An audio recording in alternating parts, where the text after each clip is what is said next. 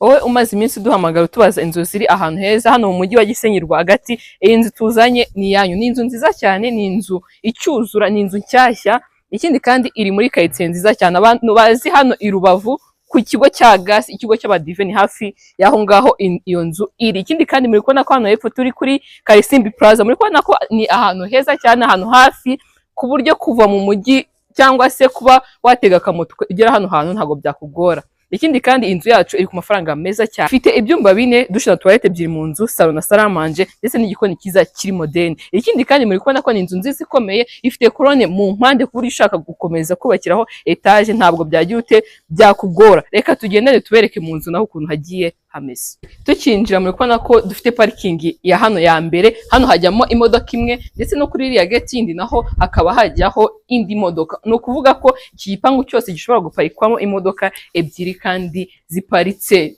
neza.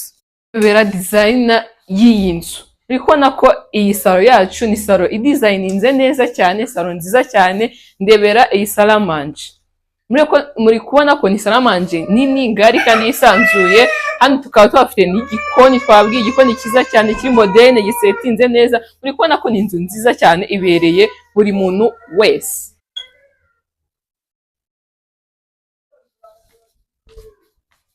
Hano tuzamuka hejuru, hano mu gikari muri kubona ko dufite inzu y'umukozi, dushe na toilette byo hanze, ndetse kandi tuzamuka hano nkuko twari twabwiye dutangira, muri kubona ko hano hantu harimo amakrone. Uramutse ushaka gukomerezaho etage ntabwo byakugora.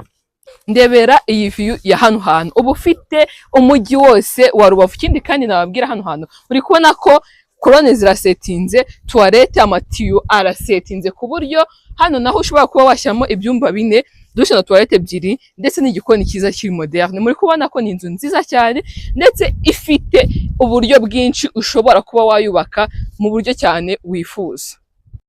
Nibagiye kubabwira igiciro, nababwiye ko hano hantu igiciro ari amafaranga meza cyane, $97,000 gusa nizo urazana kugira ngo utsindire hano hantu. Ibihe byiza, turabakunda cyane. Gisenyi Commissioner